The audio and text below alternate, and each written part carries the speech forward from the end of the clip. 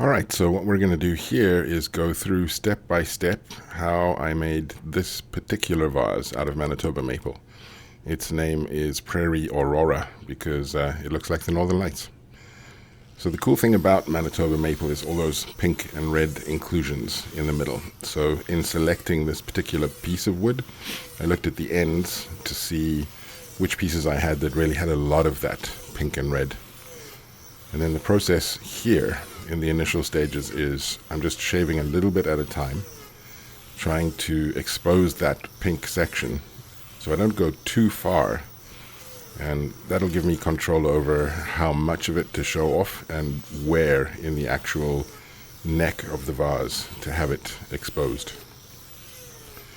The tool I'm using here is the Arbortech Turbo Plane, and what I love about it is you can cut through material really fast, but it's super precise as well, so you can get just a little bit at a time if that's what you're looking for too, which is kind of where I'm at here. And you'll notice I'm tapering this, so I start about 2/3 of the way down the log, and then as I'm drawing the turbo plane itself towards the end, I'm digging a little deeper the further I go. And then once I've got the angle I'm looking for there, it's just a matter of refining the actual curve of what I'm looking for. The way I like to do it is get one side done and then flip it as you see there, and then get the other side. That way I know how far into the wood I am. So when I come back, the other two sides I just match up with how deep I went with the two flatter edges. And again, the key here is take your time.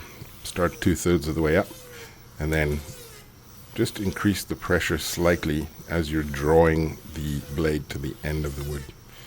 And that way you can see the pink revealing itself there. And once I've hit pink exactly halfway up there, which is what I was going for, and then I just shape the rest of it around that. So these videos are going to be real time, so feel free to put me on 2x speed or 1.5 or whatever you feel comfortable with here. So now I've got two flat sides. You can see it looks almost like an airplane wing. So now I know where that pink is going to land in the final shape of the vase. So what I'm doing now is just getting the sides to match that so that we get a nice aurora all the way around. I never want anything to be absolutely perfect. We want it to have some visual interest. So as you're turning this thing in your hand, where the red and the really cream color meet, where that line is around the vase, it makes an interesting or pleasing shape, like a graph, I guess. You can see how pink it is when it's wet. It's like just super red. And then the outer wood is just perfect cream color. And what happens later is the cream color stays, the pink fades a little, which is why finishing really matters for this particular kind of wood. So again, I've got the two flat sides taken care of. I have the one edge to exactly where I wanted it, and now I'm just pulling long strokes here to give it that vase feel, tapered towards where the hole will be at the end. Now the key is I'm not too worried about perfection here.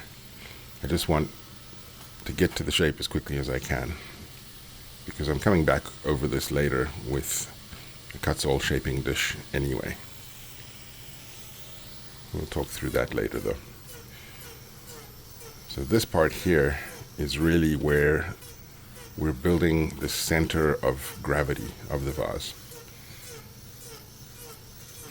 So what I'm aiming to do is right where the bark ends is where the thickest part of the vase will be. So I'm tapering the end so that it comes in a little bit towards the bottom. It's just a very pleasing shape. Like having just a flat cone wouldn't be super interesting. This also gives me the opportunity to decide where I want the bottom part of the pink color to land in the shape.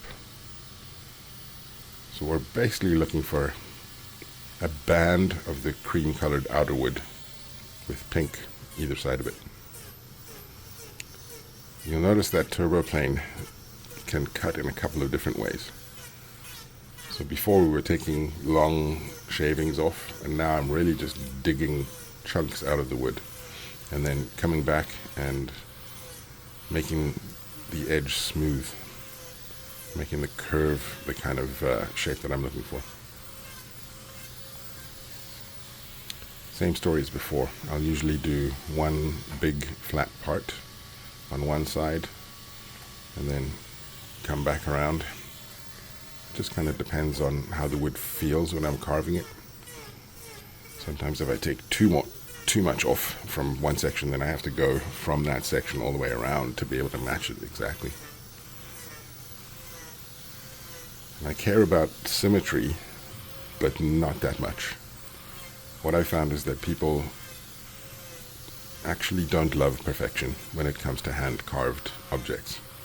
The more perfect it is, the more it feels like it was machine-made and no human hands were involved. So I'd say when you're doing this, mistakes, imperfections, they're inevitable, and you should treat them as evidence that a human was involved. Alright, so we're just finishing up this part where I'm trying to get the weight of the vase to sit in that cream-colored part there. I'm not worried about the bottom being flat right now. I'm just worried about where that curve goes, so it looks even enough all the way around. I'll flatten out the bottom later.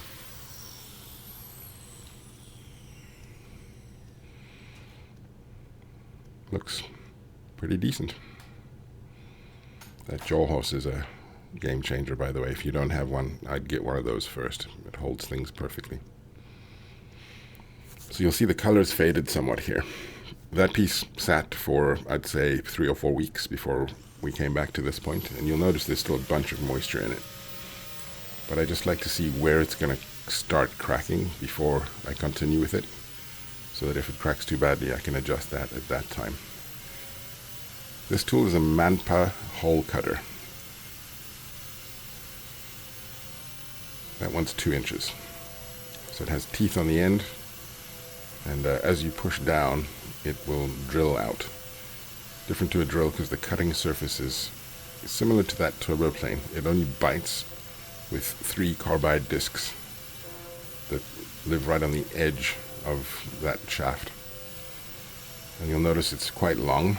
The tool itself is only the very shiny bit towards the bottom. I have 2 extension tubes on there.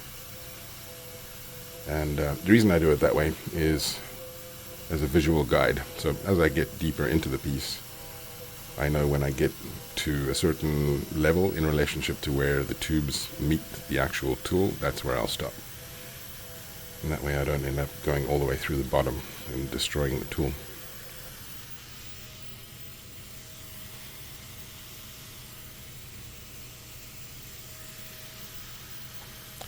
So especially when the wood is wet like this, lots of debris collects in that hole. And if it isn't cutting properly, all you're doing is making finer and finer grit in there. And it won't bite and keep cutting down.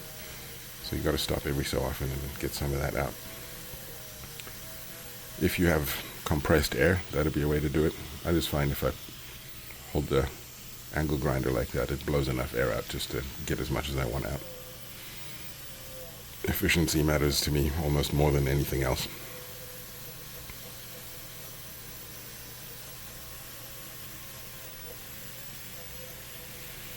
So the reason I'm bouncing the tool like that is I'm shaving the inside almost the same way that we were shaving the outside with the turboplane. It cuts a hole straight down in the direction I'm cutting. So I'm taking just little shavings off the inside of the hole, going in a circle all the way around the inside.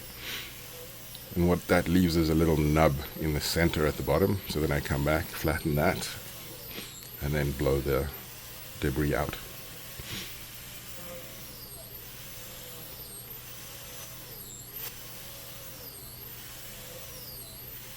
Manta also makes larger hole cutters, but for vases like this, when I'm trying to actually make it thin, it's easier to do that without making mistakes if you use a smaller tool. You can always come back and bore the hole a little bigger, but if you make a mistake with your first press with a big one, then you got to start over. Bit of a waste of wood.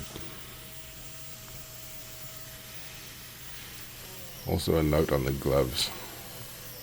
I do not recommend using gloves with rotary tools, whether this or the little burrs on a handheld rotary tool or the turboplane, any of them. It just so happens that where I live it gets down to minus 35 degrees Celsius in the winter. So if I don't wear the gloves, it's more likely I'll lose a finger to frostbite. You know, risk profile analysis.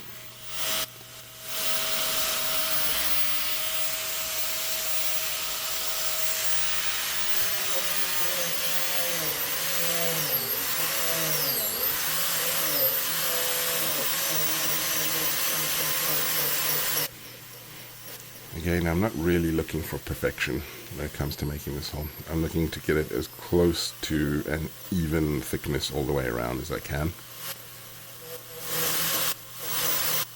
Reason being, if one part is way too thick and one is way too thin, you're more likely to get cracking at the thin section. So the more even you can get it, the more control you have over what happens as it's actually drying.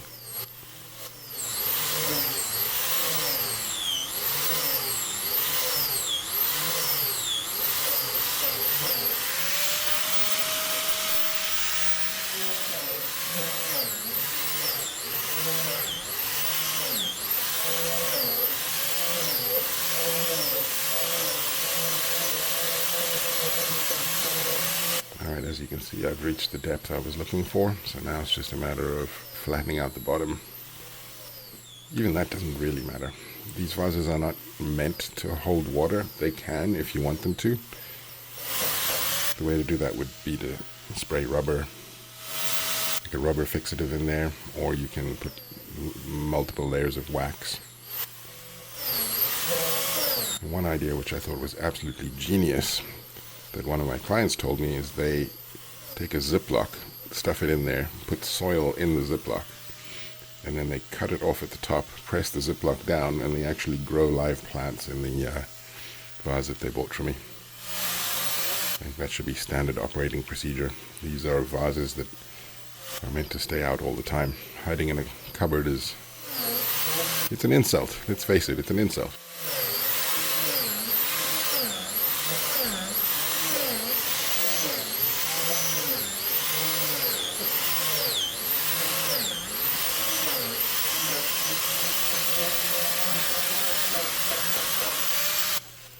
Alright, that's about as much patience as I have for that. You can see all the steam coming out of there. This was very wet wood when I started the carve. Alright, I don't wait between that part and this part. This is a couple of minutes later. So what we have is a nice tapered vase, hole down the middle, but the bottom is not flat, and the shaping is not done. So there are lots of tool marks left over from the turbo plane. So it's not perfectly flat. It's lots of facets, which, you know, can be a look, but that wasn't what I was going for here. So this is the Kutzall shaping dish. I like it because it's not as flat as the shaping disc. This is more cup shaped than plate shaped.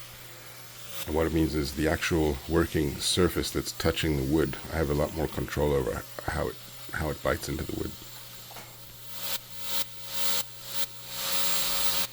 I use the biggest grit. I'm not sure how to say that. I use the one that hogs out the most material, because I am coming back to sand this after, and the sanding is where the final shaping happens. What I'm basically doing here is knocking down the facets, so when I sand it, it's a lot easier to get a proper curve around the outside.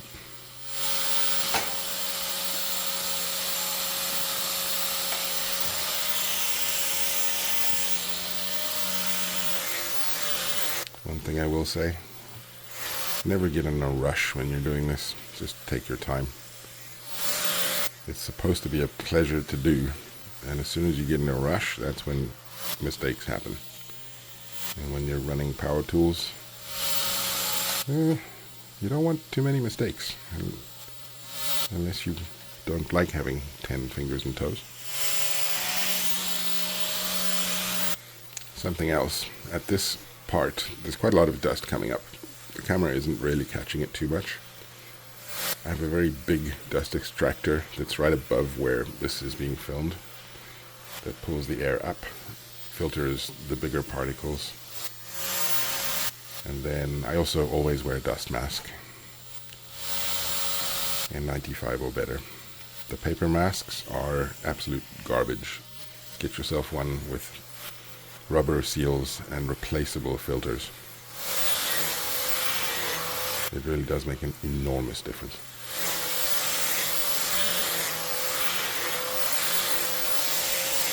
Not that I would notice, because I smoke cigarettes anyway, but at least I'm not adding to it.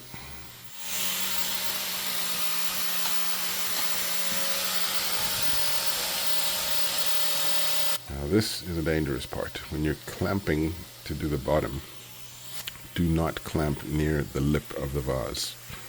Make sure you're clamping lower down so it can get held stronger without actually cracking. That's a mistake you make once, or in my case, 5 times at least. Same process, just feeling where the weight of the vase wants to be, where the thickest part wants to be. All of this is by feel. Because if you try to measure this from the outside while the bark is still on, you're never going to actually nail what you're trying to do. You need to let the wood speak to you.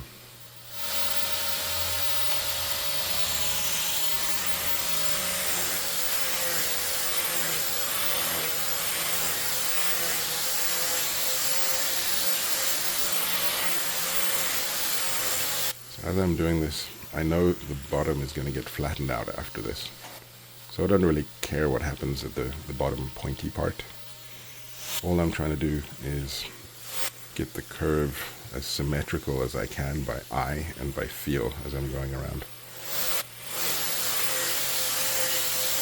And I accept that it's never going to be perfect. This is not lathe work.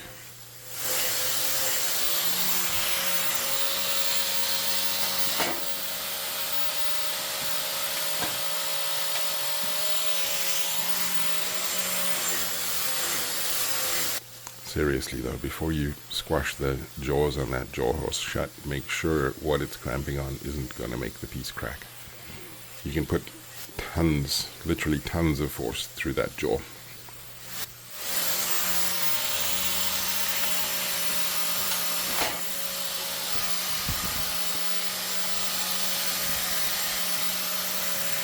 Now I can actually see myself doing something very stupid right now, which is leaving the tool running while I recenter the piece. Don't do that. It's a terrible habit.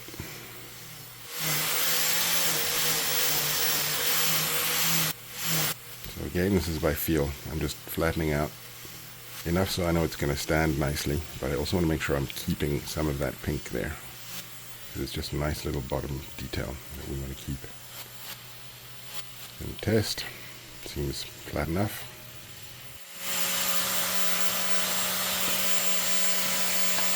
Now the rim is where you can get creative. Just having it perfectly flat is, I mean, in my opinion, a little boring. So give it a little angle. And what that does is give the vase a front and a back. And when people are actually displaying flowers in it, they can decide how they want them to be sitting in there. Like which part of that aurora pattern do they want at the front. But what it does is, when there's nothing in it and it's just sitting on a table, it's still visually interesting. I didn't bother to show the sanding part. It's just ages and ages of exactly the same thing over and over. just knocking down edges, making sure the little gouge marks are not in there. So now, finishing. Clapham's beeswax and mineral oil. I like it because it's food safe. You can apply it by hand, and it's not wax. It's closer to an oil feel, so it's halfway between pouring straight mineral oil on there and rubbing wax on there. So it penetrates the wood, and look how much it brings back that awesome pink and red.